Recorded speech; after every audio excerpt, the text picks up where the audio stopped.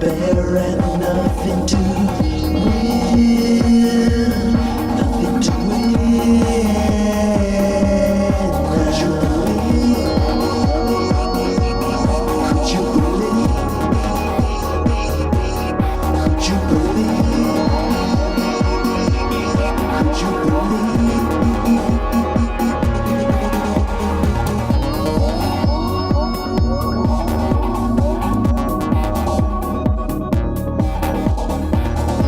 Step in the fire, take my hand.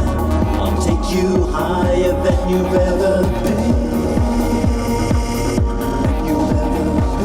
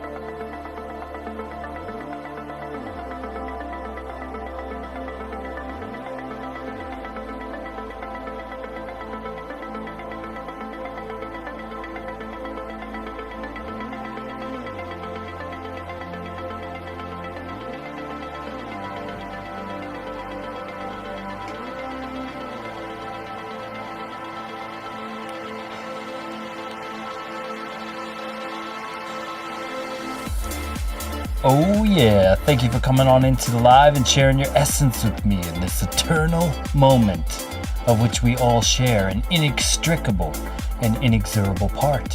Thank you for doing your part, for coming on into the live. Let's go into the charts right away. Bada bing, bada boom, here we go. Well, it looks like we could not hold that 0.65 level, but that was good for my short runner. And it looks like we have come down to 618 and went almost got to the 706 and started to wick back up here. And now we are attempting to maintain this diagonal fib of the 0.618 of this pitch fan that I had going since January. Will we maintain this or start making our way down to take out the 41 days of sell side liquidity down here for this long idea, knocking out all of these people hoping for longs and going down and taking out their liquidity pools? I have no idea. Let's go look at the liquidation levels and not waste a moment more of your time. What are the What is the heat map here by High Block? Well, it's when people lock their liquidity in the charts to leave it burnt to a crisp by the market maker for not using a stop loss and getting burnt to a crisp. Let's see who got crispy. So as we said on the 1 minute time frame here last night, we were consolidating around here and we made another leg down while I was sleeping, and my runner paid me handsomely, which I trimmed again. So now I just have a little baby runner remaining, and considering whether I will add to that position or not, most likely I will just let it run and chill for now. So either way, it's a win. We got locked in, realized P&L, and we're just chilling like a villain.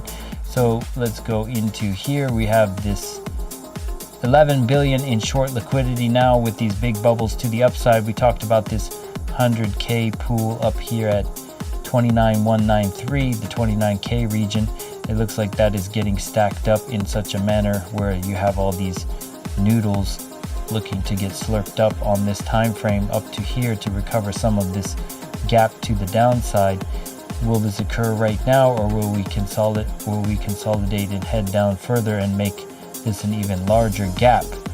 When you start to make legs to the upside, just as you make legs to the downside, you do leave pools in the charts to come back to at a later date when they make a decision to go lower. How do they make that decision to go lower? Well, you have to expand your vision to the higher time frames. Here on the 7-day time frame, we previously had some imbalance to the upside, which was why the stop hunt rise occurred on Sunday to take that imbalance out as they started to head lower. As it stands currently on the 7-day time frame, we have some located just below a few billion here and there, and just a hop, skip, and a jumping away to make that divergence play down to the downside at 27k and below at 26.5. Will this occur? We'll go to the higher time frame to find out. On the upside path, you don't really have that much until you get to 30k, which is not justified in the current modality without looking at the higher time frame. So let's step and expand our vision up to the 1 month time frame. Shout out to everyone here. Thank you for stopping on in to the live. So if we go to the 1 month time frame, we do see this path starting to get crispy in the 15 billion region at 30,009 and 31,300. You're starting to get these 15 million double digit pairs of paths about 100 billion leading up to that beyond 30k. I was ultra worried when we got up to that region, but we left it on the table. That's what they like to do when they get to a certain region, to let it cake up some more. So the path to 34k, I've been saying, is starting to build a narrative there as you get this caked up liquidity. However, you have a large liquidity pool down below to knock out of the trade first if they were going to go higher. Similar to here, we had this yellow region that we knocked out, and knocked out that 30 billion here for that double bottom to the upside. So are we going to start to dig into some of these billions down at 26.4 and below? Let's go take a look at the 3 months now. How's my latency doing? I hope my wife is not playing the Switch as I stream. Sometimes she's playing Splatoon. But she knows I'm streaming, I hope. So we'll see. So as we expand to this time frame of the 3 month and above, this is why I started to think about shorting up here, because it was not thick enough up here on this narrative, although you do have double digits in this region up here. So from this path here, from this image here, I see the 25k being a target, which is why I put out that bearish projection to the 25k region. We'll get into how to do that in a moment. But yeah, this entire path beneath 26.8 is just stacked with liquidity. How much of it do they come in to eat before the divergence spawns to lead us to the upside? We will find out in due time. Let's go to the 6 months, and you'll see this narrative start to thicken up some more to the downside. You got over 100 billion down here at 22.5, and the entire path down there being double digits, nearing 30 billion plus each region. Most notably in the nearby regions, we have a $56 billion pool at 26.4, 38 billion at 26.7, 18 billion at 27 even, 6 billion at 27.3, and just above you have 3 billion at 28.5, 3 billion at 28.8, and the entire path to 8, you got another 8 billion at 29.1. So you got these single digits on their path to get up to 30,000 again. At 30,000, you start to see the 30 billion up there. So do you see this 18 billion and 30 billion nearby get taken out first before we make our journey up to here? I think it would be more likely they head down into these pools slightly and start to knock out some of these old longs that have been open for quite some time. Let's go to the yearly time frame and see how it starts to fade to green as the values change and become even Steven. By the way, this high block costs about $70 a month, so please consider liking and subscribing if you do enjoy the content. That would help us out a lot. So, on the path to the upside, you see 40 billion at 30,004 and 48 billion 30,008. Just in the interim, you don't really see that much. Down below to our current value, you see 30 billion down at 27.2, 14 billion 26.8. So just in the immediate price action zone we are at right now, it's nearby to grab that 27.2 area, then to come all the way up to 30,000 just off of this yearly time frame narrative. However, on the yearly time frame, you're seeing that 34.8 region start to get caked up nicely as the narrative starts to build for those short squeeze to 35K and beyond. So this was very interesting to note because back here in February, we did not have those pools. It was just sparse. There was a thick band of 84 billion at 34.8, but it started to thicken as we entered the end of March, and April started to thicken some more. So how thick are they going to let it get before they come grab it is the question. Mainly, how much do they want to eat of these guys down below? At 25K, you have 90 billion at 25.6. Most likely, if you did come down, that would be the juiciest bit. But down at 25.2, you got 74 billion. So you got a huge amount down here in the 25K region. Basically about $300 billion down here to knock out all 41 days of these longs. That's what I would do if I was the market maker. I would say, you guys are patient. I like your patience and everything, but I like your money more. Boop. And then I would take the money. That's what I would do. So anyway, let's go to the 1 month time frame and start looking at our fibs. Interesting to note that we're at that 618 level of the diagonal fib, which we have previously found resistance at, broke through support, somewhat of a support after breaking beneath it.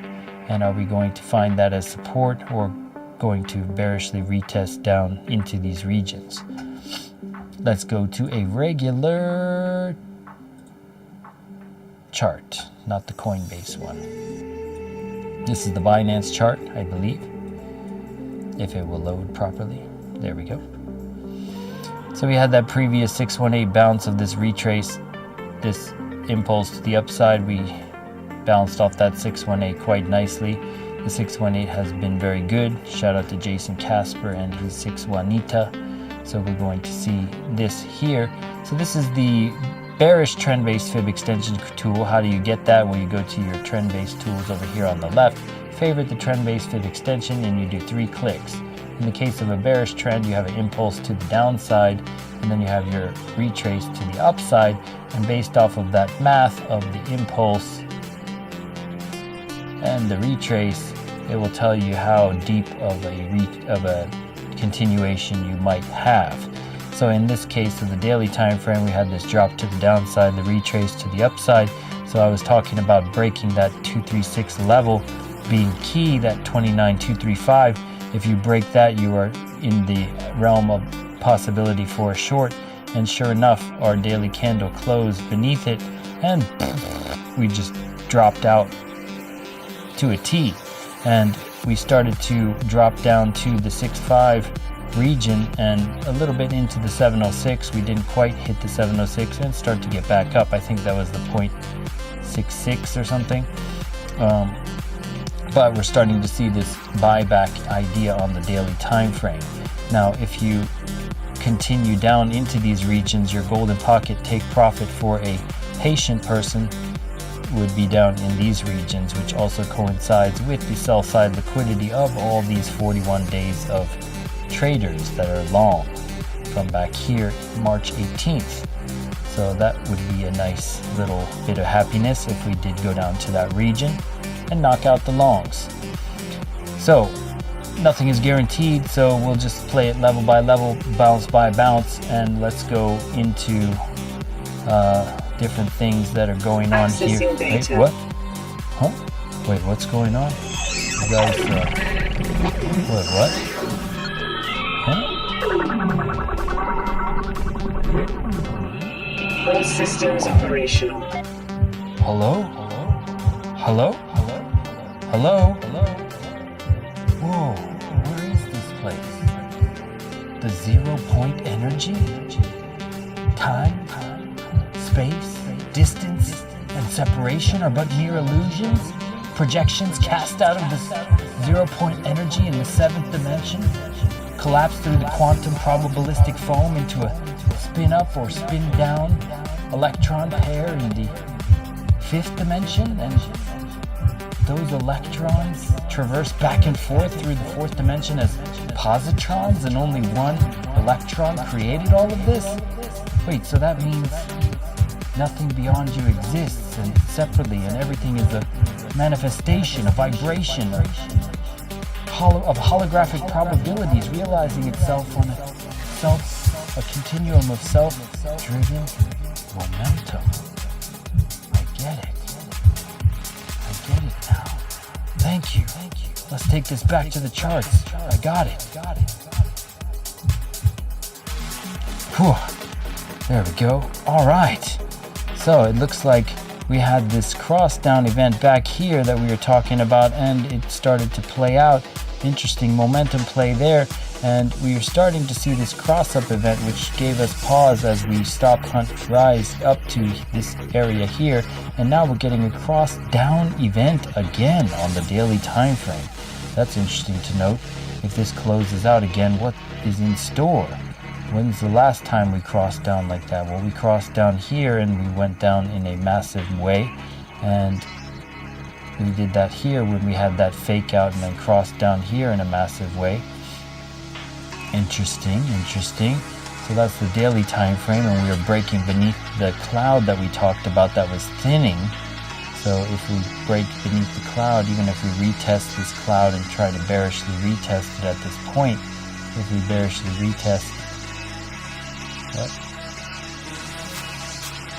then we could come back down into these regions if this starts to shift and thin.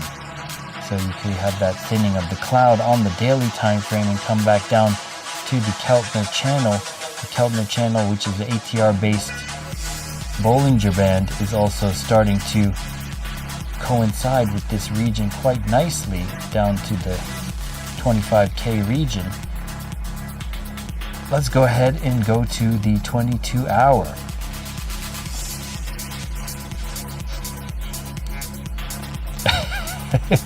Which tier of high block? I think it's just the regular tier. I'm using the yearly plan, but it's just a regular yearly. I don't know if they have anything beyond that, actually. Good question. So we got the cross-down event on the 22 as well, locked into position. It cannot be negated. The last time we had that was something here, and it did do a stop hunt rise. So the idea of coming up and eating some of the liquidity before coming back down again is not out of the question per se. What is this doing? Let's move this over here. So this coming up out of there on that time frame is not a bad idea. You are getting that momentum to the downside. Whoops, let me do this later. So you're getting some of that momentum to the downside here. And the MACD cross down event, which was confirmed as well.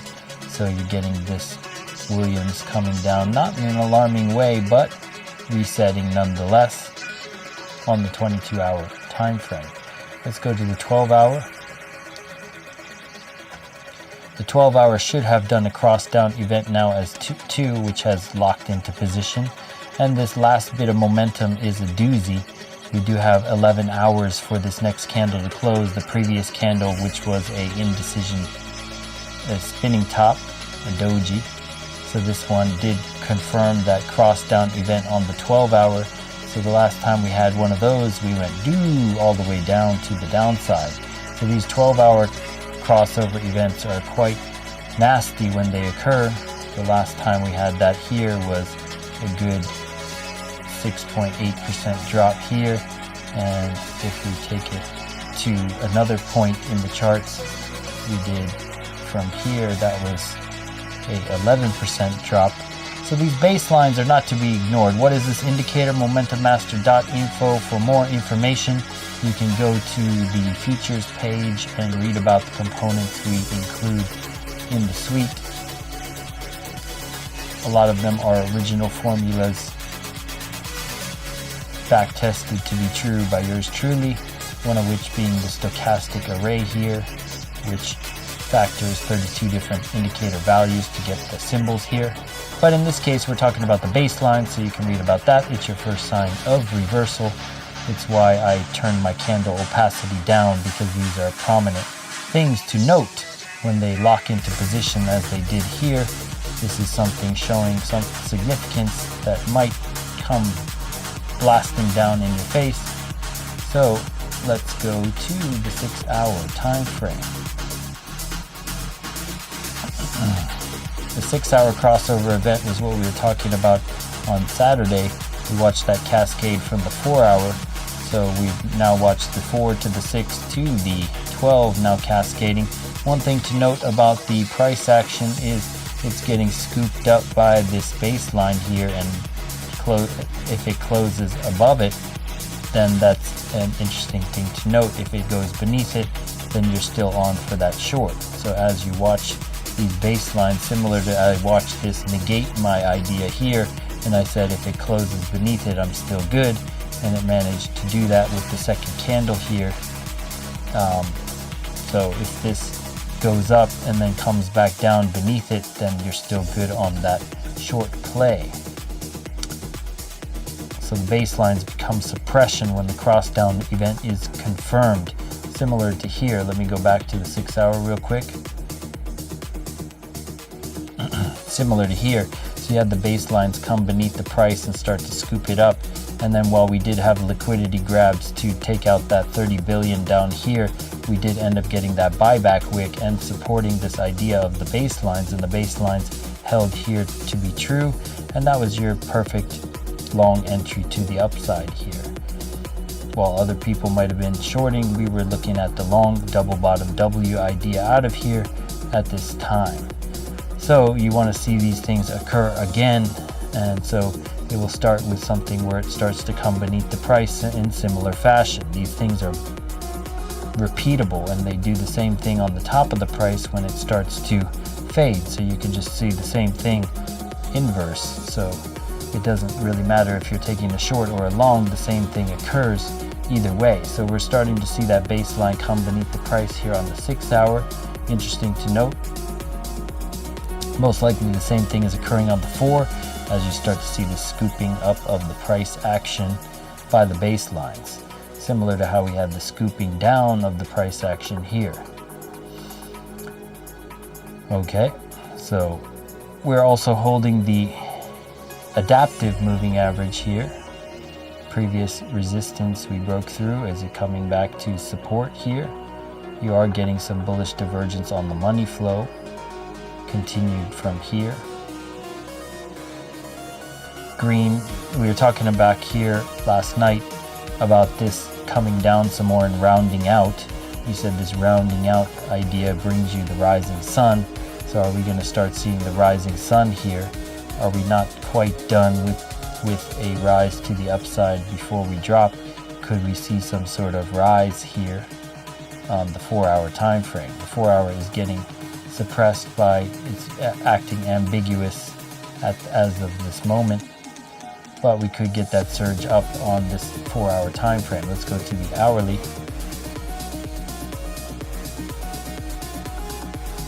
Hourly is overbought and you have gone nowhere, and you are meeting with resistance on the cloud. Let's take a little bit more look at the cloud before we go to B. So this cloud is thick. This is when you don't want to consider longing. So the trend cloud, volume weighted cloud, which expands and thins according to the amount of volume present. So it tends to gravitate and retest the cloud as a point of resistance or support. So here is the resistance, it breaks down at the cloud. So if the cloud is thick and it happens to surge up, like let's say it goes up to here, then you'd start to see some sort of rejection on the cloud and then come back as the cloud thins. And then so you'd want to see the cloud kind of round out in this fashion where it starts to thin at some point, like let's say around here. And then so you kind of like break out above it and then maybe break down beneath it and then meander around. And then at that point when it's thinning, then you either bearishly retest to go down more, or you could basically go up. But the thinning point is where the explosion occurs generally, like the massive move is at the thinning of the cloud. So you have this thinning here, the thinning of the cloud, and then we burst out only to break down massively. But the massive moves start to come on the cloud thinning, not as it's thick, and then the previous thickness becomes like support or resistance in this case.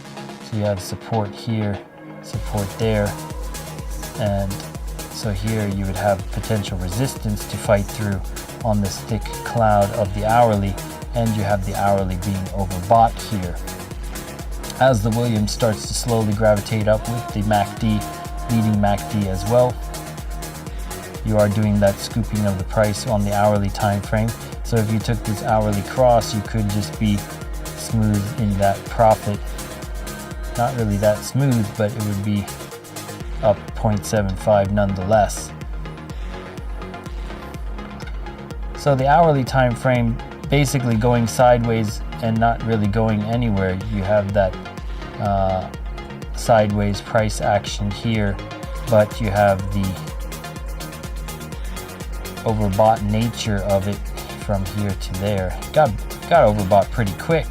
So that overbought while going sideways is kind of a bearish signal to me on this time frame. So you want to see what the hourly does to reset you on the lower time frames. So let's go to the lower time frames to take a look.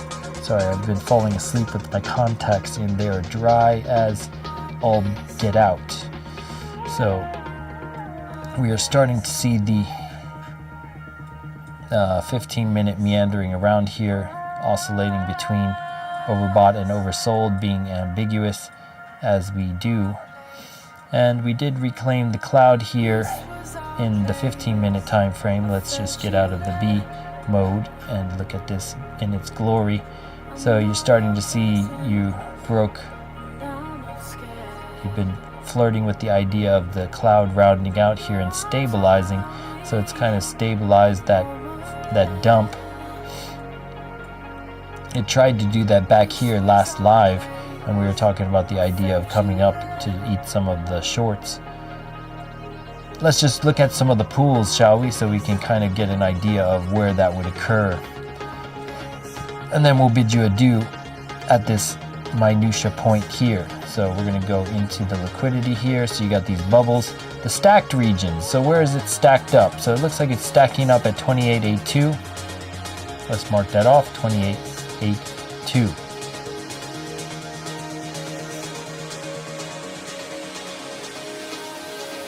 Okay, like right around there. So we got some bubbles in this region, in this part of the candle, which is also a fair value gap. So if we do surge up, you would see some sort of rejection or possible,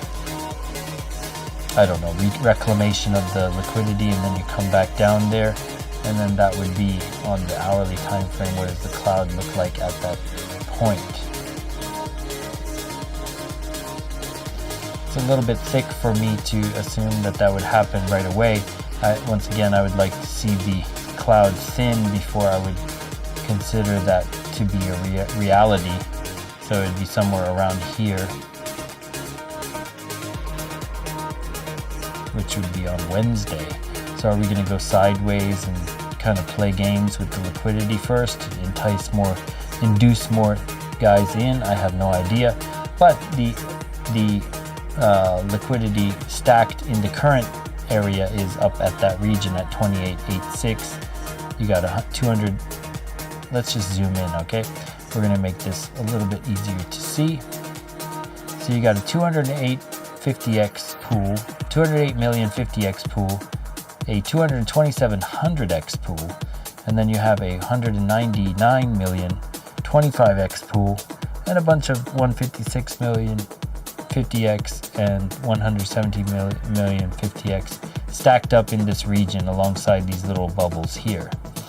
So down below, you don't have much on this time frame other than what we looked at on the higher time frame, which could negate that. So if those things don't mean anything to the market maker because the target is juicier on the external range, they'll just go for the external range. So this is why internal versus external needs to be juxtaposed carefully. You can't get caught in this minutia only. Similar to yesterday, I was talking about it possibly coming up to this right away, but they had a larger target in mind down below, not on this chart, which is why we go through all the time frames. And which is why I said I'm not completely sold on that idea, which is why I left my short open. So I'm not necessarily sold on that based off this cloud. The cloud needs to thin before I consider even a long, and the overbought status of this hourly is not impressing me so much, as is the overbought status of the 15 and the 5. So you got 3 time frames kind of overbought right now, and the money flow is coming above the RSI again, which could come back down on you. Let's look at one last thing with the liquidation levels indicator on a lower time frame, just to see which 100x are stacked up where on the Binance chart. This liquidation levels indicator is a free one by ML Applications. You can set your threshold to 0.1 to see every $100,000 trade and shows statistics to see that amount. And if we look here carefully, you can see of the 100x opening up here on shorts, there's more 100x in longs opening up here. So are they going to come down and induce some more? It looks like they're inducing a $1.29 million long here as it starts to go up. So are they going to go up to knock out some of these 100x, then come down into this 100x long pool, because it looks like there's more long bubbles here than there are short bubbles on this free indicator. There's also more 50x down here. So you could come down to the 786 region just based off of this quick internal gauge here. Either way, I'm not really in the mode. The mode for the short was up top here, so this is not where I'm trying to DCA into a position. I'm just reading where the liquidity is. It's not really my cup of tea for a long either. It's an ambiguous point. I'd like to see it come down into these regions and look for some divergence on a major time frame, but you could get this surge up to these guys up above.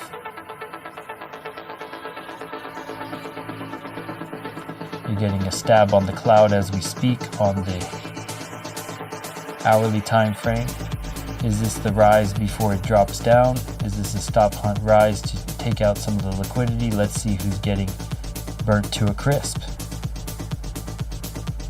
I gotta be out of here by 10 so I can get ready for the New York Open.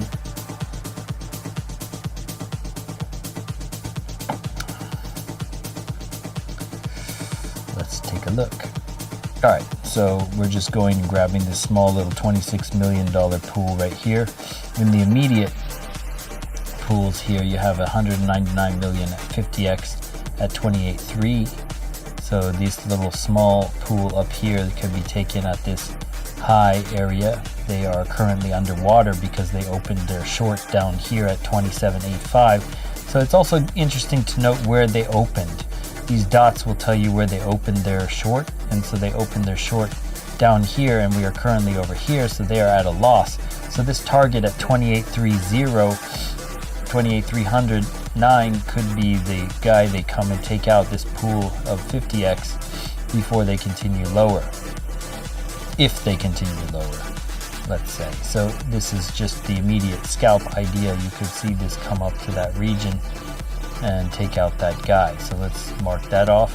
This is 28,300. 28,300 would put you about there. So at the top of that candle is some guy. They nearly got him already. So this would coincide with that cloud stab. It likes to stab and puncture the cloud, and that's what gives it the rounding out nature we were just talking about. So it would stab the cloud and come back down, and then that could create your double bottom idea.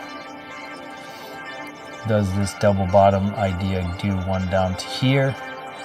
You know, it's not always a clean hit to that. It could be an extended W formation too. So you could see this kind of go lower for Wednesday and then start to shift out, you know, at the Wednesday time frame or Thursday, who knows.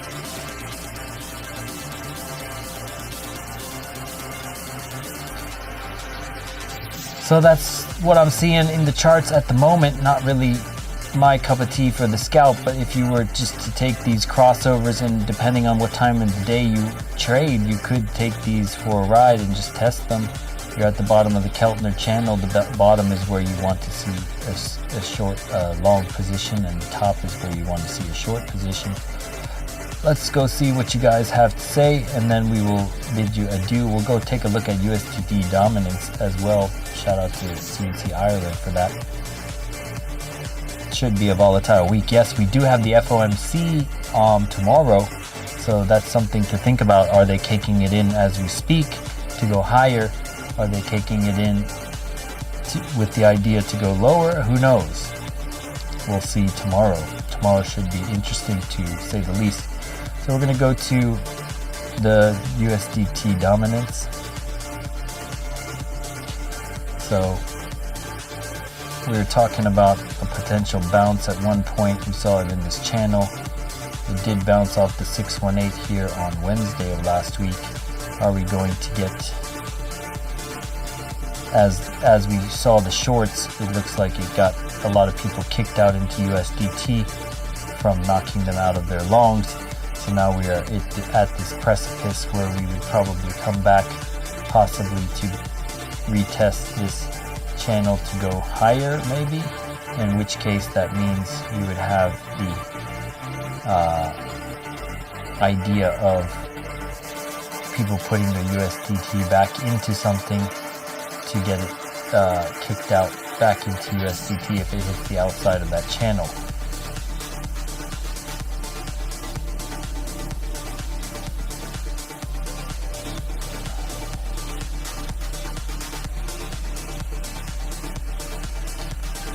So we did kiss off that cloud on the 4-hour quite nicely, and you're seeing this cloud rise to the upside here, which means people are getting kicked out into USDT as the dominance of USDT rises if they take out of their trades to go into USDT.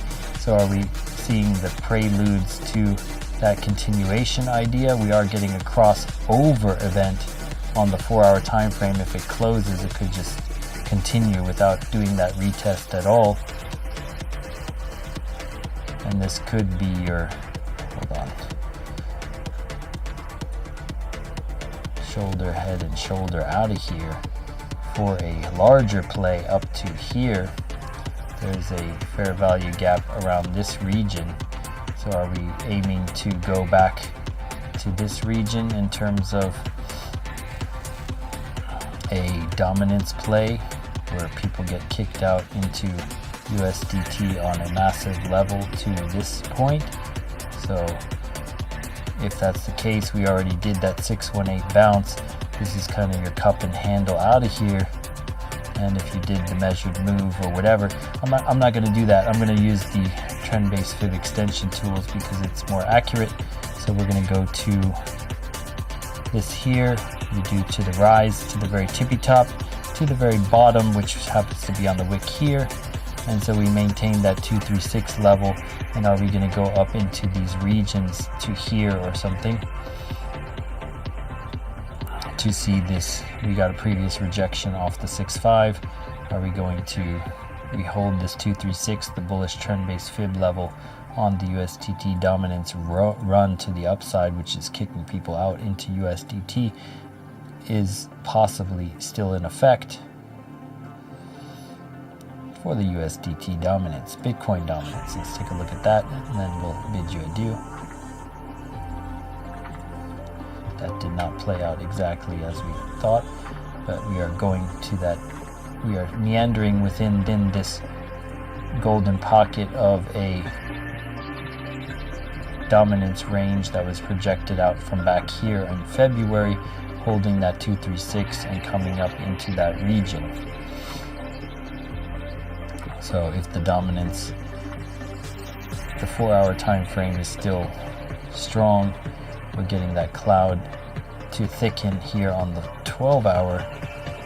Still, we could come down and drop the dominance of the BTC dominance down as it comes down here. I don't remember the correlation between Bitcoin dominance and USDT dominance off the top of my head anymore, but I think it means that if you have the drop in USDT dominance and the rise in USDT dominance, it means that Bitcoin is going to drop. I may be mistaken on that, but if it comes back down into this cloud kiss idea to test this dynamic support or even this ATR idea, then you could see it come down some more, which would insinuate Bitcoin dropping and kicking people into USDT. Perhaps I'm mistaken on that. Somebody can correct me if I'm wrong. I'm new to that idea and incorporating it into the Rolodex of what we do. So we'll see how that goes. So yeah, basically watching these levels, we previously bounced off the 6.5, the 706, we almost bounced off it. Are we going to come down to the 786 at 27,375? Would that correspond with any liquidity pools, 27,375? Not really seeing it on this time frame. Not until you get down into the 26.8 region. What is the 26.8? That's just a little bit above this guy here. So unless we come back down to the adaptive and below, it's not really an interesting level for me per se. We would want to see some divergence spawned off some higher time frame pool like this 38 billion at 26.8 for me personally to want to long on the safe end of it. But you could be scalping these little pools up to here to take out these guys and consider with the fatigue whether you can see that short come down to here or not. I'm just going to leave the runner and just see what it does because I got to focus on NASDAQ futures from now, so I'm not going to be trading, but it's interesting that I'm focused on the futures, but these play out regardless. Well, everyone, I appreciate your time, and it's at that hour mark, so once again, thank you for coming on into the live and sharing your essence with me in this eternal moment of which we all share an inextricable and inexorable part. Thank you for doing your part, for coming on in each and every day. We will bring you the liquidity, we will bring you the precision, the fire, the accuracy, whatever you want to call it. Just make sure you show up, and we will show up just the same. Thank you very much, and I'll catch you on the flip side. Peace.